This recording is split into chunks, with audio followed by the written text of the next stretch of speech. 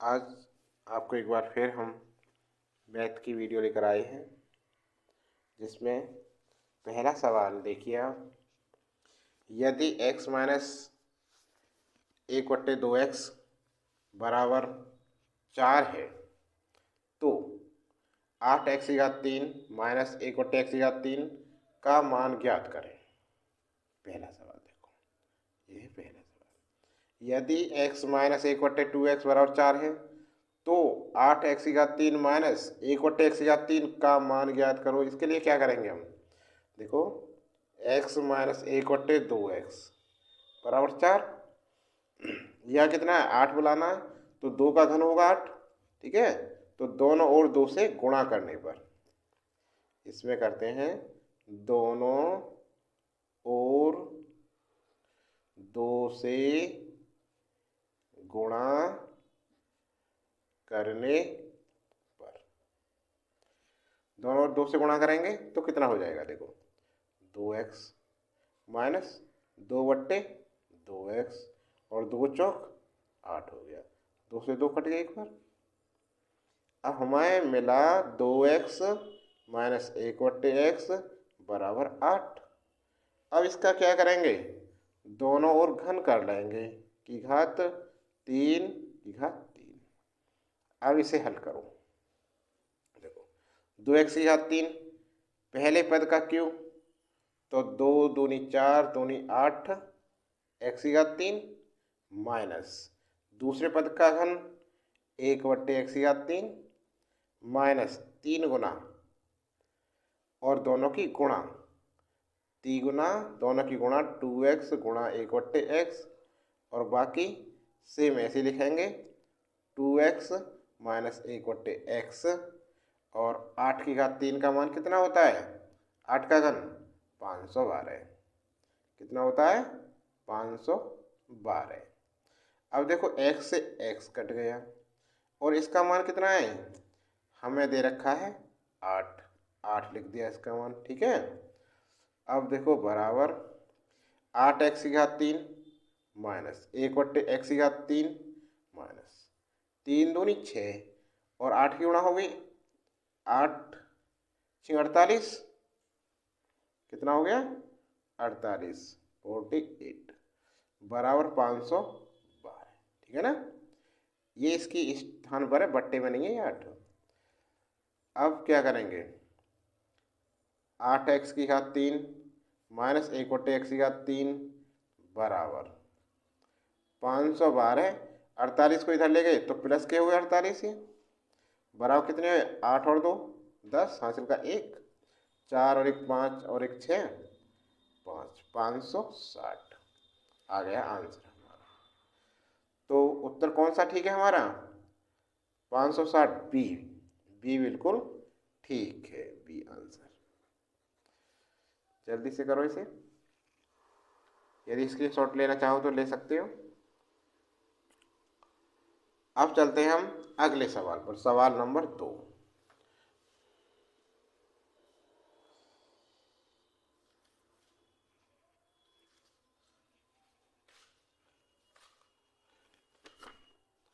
दूसरे सवाल में क्या है, गणित की एक किताब का अंकित मूल्य 550 रुपये है। यदि इसे 20% और 30% की दो क्रमिक छूट पर बेचा जाए तो इसका विक्रय मूल्य क्या होगा। इसके लिए क्या करते हैं, देखो भाई, विक्रय मूल्य, किताब का विक्रय मूल्य, सवाल नंबर 2 विक्रय मूल्य पूछ रहा है ना। तो किताब का विक्रय मूल्य सादा सिंपल सा है। अंकित अंकित मूल्य कितना है हमारा 550। सबसे पहले 550 लिख दिया, 550 गुणा, छूट कितनी है हमारे पास 20% और 30%, तो 100 में से 20 गए कितना हुआ 80, कितना हुआ 80 बट्टे 100 गुणा 100 में से 30 गया, छूट जो है 70 बचा, 70/100। इसे हल करो। देखो, जीरो से ये दोनों जीरो कट गई, एक जीरो से ये जीरो कट गई, ठीक है ना। अब देखो, 5 से 11 बार कट गया, ये 5 दूनी 10, 2 बार कट गया। अब 2 से 1 बार और 2 चौक 8, ठीक है ना। हमारे पास बचा 11 गुणा 4 गुणा 7, गुणा करो। 11 चौक 44, 11 चौक 44 हो गए। 7 की गुणा करो, 7 चौक 28 का 8, हाँ से 2, 7 चौक 28, 29, 30, 308 बराबर कितना आ गया? 308 रुपये। कौन सा आंसर ठीक है हमारा? विकल्प सी बिल्कुल ठीक है, सी विकल्प। जल्दी से इसे स्क्रीनशॉट ले लो इसका। आगे चलते हैं। सवाल नंबर अब देखते हैं हम तीसरा, सवाल नंबर 3। निम्नलिखित व्यंजक का मान ज्ञात कीजिए। सवाल नंबर तीसरे में देखिए, मान पूछ रहा है उसका। निम्नलिखित व्यंजक का मान ज्ञात कीजिए। तो क्या करेंगे इसमें? ऐसे कर लो। तीसरा, 45 माइनस 36 माइनस मझला ब्रैकेट 29 माइनस 25 छोटा कोष्टक माइनस, ये देखिए इसमें रेखीय कोष्टक है, 7 और 4 जोड़ेंगे। 7 और 4 कितने होते हैं? 11। और रेखीय कोष्टक हल हो गया। अब छोटा कोष्टक लग गया, फिर मझला, उसके बाद बड़ा। आगे देखो, 45 माइनस बड़ा कोष्टक 36 माइनस मझला ब्रैकेट 29 माइनस, इसे हल करेंगे। 25 में से 11 गए, देखो 5 में से 1 गया 4, 2 में से 1 गया 1, कितना हुआ? 14। छोटे कोष्टक की संख्या हल हो गई। अब मझले की हल करेंगे संख्याएं। बराबर 45 माइनस 36 माइनस 29 में से 14 गए, 9 में से 4 गया 5, ठीक है। 2 में से 1 गया 1, कितना बचा? 15। इसके बाद आते हैं 45 बराबर माइनस, इसको हल करो। 36 में से 15 घटाएंगे, तो देखो 6 में से 5 गया 1, 3 में से 1 गया 2, कितना हुआ? 21। अब इसे हल करो। 45 में से 21 गए, 5 में से 1 गया 4, 4 में से 2 गए 2, कितना आया? 24। अब विकल्प कौन सा हमारा ठीक है? विकल्प ई बिल्कुल ठीक है। जल्दी हल करो इसे, सॉल्यूशन करो इसका। हो गया? स्क्रीनशॉट लो जल्दी। अब आगे चलते हैं हम सवाल नंबर 3 पर। नहीं, 3 तो हो गया, चौथा सवाल नंबर 4 पर।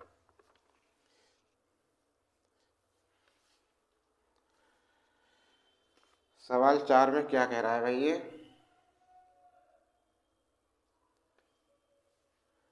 सवाल 4, 2 की घात 24 माइनस 1 को 7 से विभाजित करने पर कितना शेषफल बचेगा? तो देखिए, 2 की घात 24 माइनस 1 भागित 7। इसके लिए क्या करते हैं हम? सबसे पहले 2 की घात 3 और 8, 8 या 24 हो गया। ऐसे 2 की घात 24 को ऐसे तोड़ लिया हमने, माइनस 1 ब्रैकेट बड़ा लगा दे, चलो, भागित 7। अब ये क्यों किया हमने? 2 की घात 3, 8 हो गया। 7 से बड़ी संख्या करनी थी हमें। 8 की घात 8 माइनस 1 बट्टे 7। अब देखो, 8 की घात 8, 8 है ये, ब्रैकेट में बंद है। 8 में 7 से भाग लगाएंगे तो कितना बचेगा? 1, 1 की घात 8, सीखे ना शेष पर, कितना हो गया? 1 और माइनस 1, 1 में से 1 गया, कितना हुआ? 0। शेष पर कितना बचा हमारा? 0 शेष, ठीक है। अब देखो कौन सा उत्तर हो गया हमारा, विकल्प सी बिल्कुल ठीक, नहीं विकल्प डी, विकल्प डी बिल्कुल ठीक है जी। शेषफल कितना आया 0, विकल्प डी हमारा बिल्कुल सही है। दोबारा देखो 2 की घात 24 माइनस 1 भागित 7। अब 2 की घात 24 को हमने तोड़ लिया, 8 × 24 इसमें 2 की घात 3 की पावर 8, 2 की घात 3 का क्या गया 8, 2 2 दूनी 4 दूनी 8 हो गया ना 8। 8 7 से भाग लगाओ, 8 में शेषफल कितना बचा 1, 1 लिख लिया। -1 है दे हमारा पहले से ही, -1, 1 में से 1 गया 0। तो ऑप्शन कौन सा ठीक है हमारा, डी बिल्कुल सही है उत्तर। स्क्रीनशॉट लेना चाहो इसको ले लो।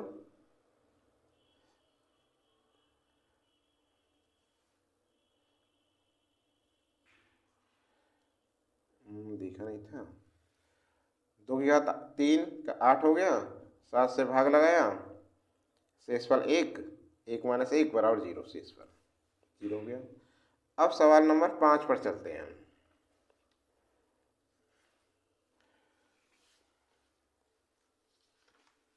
पांचवें सवाल पर देखिए,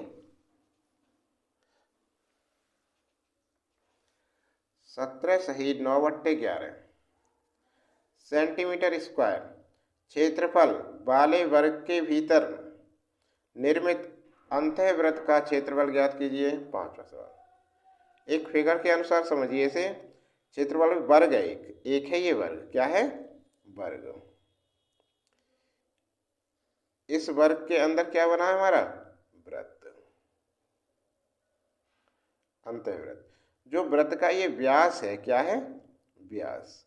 तो व्यास क्या है वर्ग की भुजा, ये सभी बराबर है तीनों। तो इसमें करते हैं हम वर्ग का क्षेत्रफल। सबसे पहले वर्ग का क्षेत्रफल कितना है 17 सही 9/11, 17 सही 9/11। सबसे पहले से सरल करें, 11 × 7 = 77, हासिल का 7, 11 और 7 18, 9 जोड़ दिए, 9 × 7 = 16, हासिल का 1, 18 × 19, 196। कितना बेटा 196, 196/11 सेंटीमीटर की घात 2। ठीक है। अब वर्ग का क्षेत्रफल क्या होता है भुजा की घात 2, ये होता है इसका सूत्र, बराबर 196/11 सेंटीमीटर स्क्वायर। अब क्या करें भुजा निकालें इसकी, भुजा बराबर क्या होगा √196/11 बराबर √196 किसका वर्ग है ये 14 का, 14/11 सेंटीमीटर, √11 रूट नीचे तक है ये, ठीक है ना। अब देखो ये व्यास और भुजा बराबर है, ये त्रिज्या होगी इतनी, तो त्रिज्या क्या होगी भुजा की आधी, इसलिए वृत्त की त्रिज्या भुजा भुजा है जो बट्टे 2 बराबर, क्योंकि भुजा क्या है व्यास है 14/√11 और भागित 2/1। इसको हम हल करेंगे तो कितना आएगा 14/√11, भाग को गुणा कर देते 1/2, 2 × 7 = 14, कितना हो गया 7/√11 सेंटीमीटर। ये क्या है वृत्त की त्रिज्या आ गई, ठीक है ना। अब क्या करें, इधर देख लो इसका क्षेत्रफल देखो इधर,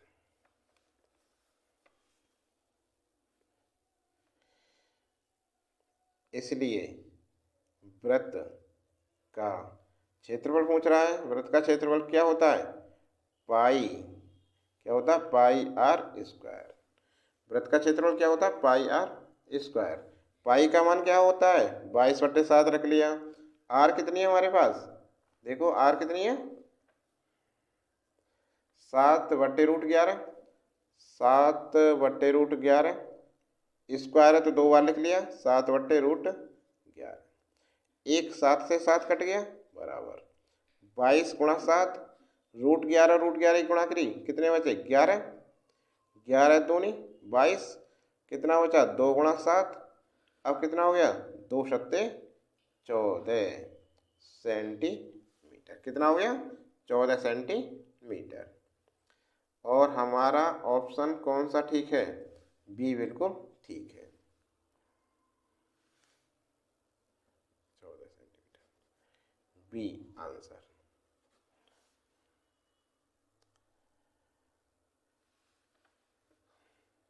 स्क्रीनशॉट लो इसका भी जल्दी। अब सवाल नंबर हम आते हैं 6 पर। छठा सवाल, यदि 350 रुपये अंकित मूल्य वाले एक जोड़ी जूते को छूट के बाद 308 रुपये में बेचा जाता है तो छूट प्रतिशत ज्ञात कीजिए। छूट की परसेंट पूछ रहा है ये, ठीक है ना। तो देखो इसके लिए क्या करेंगे, सबसे पहले छठा सवाल देखो, सबसे पहले देखते हैं हम छूट कितनी है। छूट 350 में से हमने 308 घटा दिए तो कितनी हुई? 42 रुपये की छूट मिल रही है जी इसमें। अब छूट प्रतिशत निकालते हैं क्योंकि यही तो पूछ रहा है। छूट प्रतिशत कुछ नहीं, छूट कितनी है? 42, और बेचा कितना उसने? 308 में, ठीक है, और गुणा कर दी हमने 100 की। बस इसे हल कर लो। नहीं नहीं, गलत तो है। बेचा था 300, अंकित मूल्य 350 है, 350, छूट कितनी है? 42, अंकित मूल्य कितना है? 350 गुणा 100। अब देखो जीरो से जीरो कट गया, 5 सत्ते 35, नहीं 7 पंजे 35, 7 से घटा और 7 छः 42, 5 दूनी 10, कितना हुआ? ये बच्चा 6 गुणा 2 बराबर 6 दूनी 12 प्रतिशत। देखो यदि रुपये 350 अंकित मूल्य वाले एक जोड़ी जूते को छूट के बाद 308 में बेचा जाता है तो छूट प्रतिशत ज्ञात कीजिए। सबसे पहले छूट निकालते हैं। 350 में 308 कट गया, 42 रुपये बचा क्योंकि 308 में बेचा था उसने, अंकित मूल्य 350 था। अब छूट प्रतिशत क्या हो गया? 42 जो छूट बट्टे अंकित मूल्य गुणा 100, एक जीरो से जीरो कट गई। देखो 7 छिंग 42, 7 पंजे 35, ठीक है, 5 से 10 2 बार कट गया, बचा हमारा 6 गुणा 2, 6 दूनी 12 प्रतिशत। यही आंसर है। समझ में आ गया?